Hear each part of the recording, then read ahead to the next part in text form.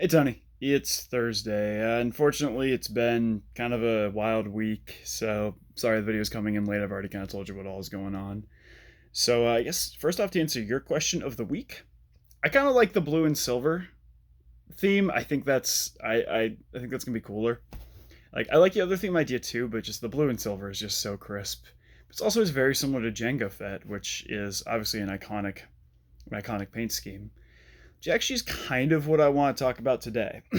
No, not paint schemes of armor. No, I want to talk about villains and how both we, as consumers, really love and hate villains in equal measure. So, at its core, we have to determine okay, what is a villain?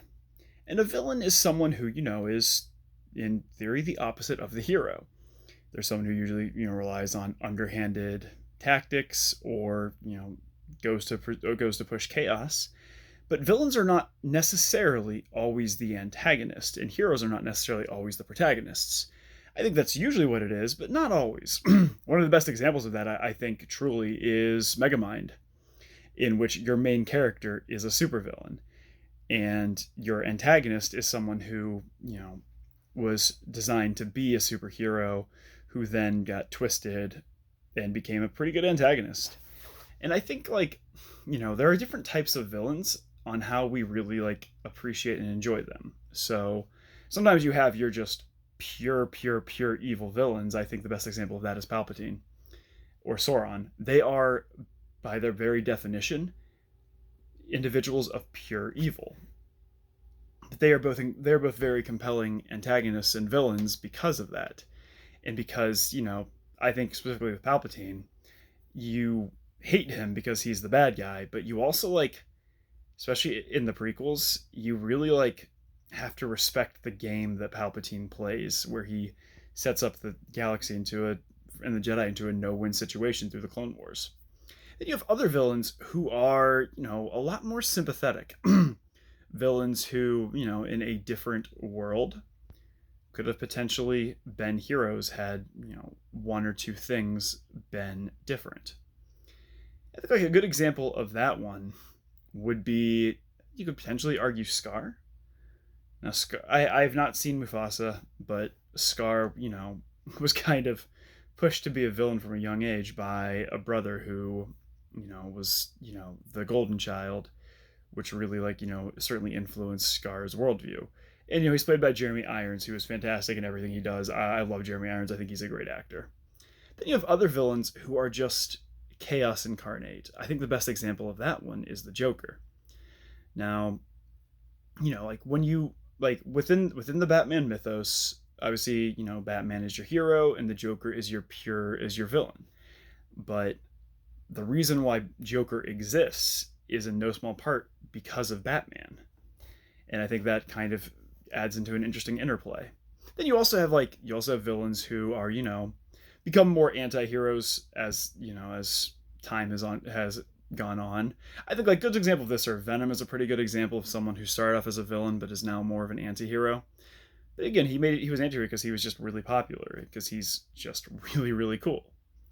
And you also have Poison Ivy. I think is less of an anti-hero. She's still a villain, but I think I would almost call her an anti-villain in the sense of she doesn't necessarily have that many villainous traits, but she usually tries to do good things for the wrong reasons, or does the wrong things for the right reason, in which what she wants to do is stop industrialists and people who are destroying the environment. And obviously the way she does that is not it's not the best way to do so, because it causes more destruction. But you can at least kind of look at Poison Ivy and understand where she's coming from.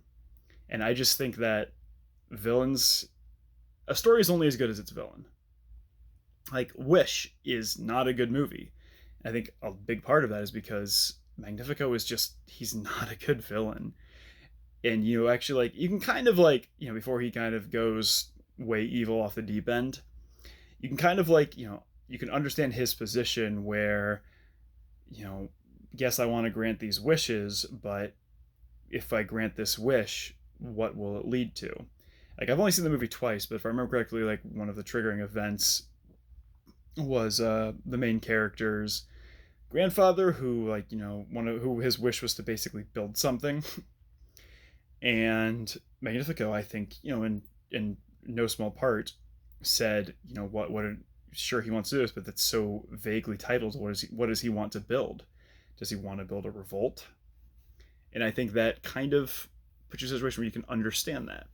Even sometimes you have, like, villains who end up becoming heroes, who, have a journey of self-discovery and a journey of change. The best example of that one is Zuko. Zuko is the villain of the first season of Avatar. And then season 2, he's not the villain. He's I would really call him the protagonist, because he really is, obviously the gang is Team Avatar are the protagonist, whereas I think Zuko is the protagonist of season 2, because you're getting his story as the second most important part. And then, it all comes together in season 3 when Zuko joins the gang. And I think, that's someone who had a great redemption arc, who started off as a villain, but a villain that you could, kind of understand, especially when you start learning his backstory and how he was treated by his father. Zuko is a tragic hero or a tragic villain. And I really think we can learn a lot from some of those movies and shows that we watch that have these villains. And, other times you have just great villains who start off as terrible people and continue to be terrible people throughout the whole movie. One of my favorite examples of this is Judge Frollo from Hunchback of Notre Dame. He is a terrible human being, who, believes he has the church on his back. But as you watch the movie, he just gets worse. But he's still an incredibly compelling villain, because his motivations are pretty clearly stated, and he's just so, over the top awful. And it's really, sometimes that's kind of refreshing, is to have such a despicable villain who you can still really enjoy. So Tony, my question for you is, who are some of your favorite villains in fiction? Tony, I'll see you tomorrow. Again, sorry this week took a wild turn, but I'll see you tomorrow. Later, bro.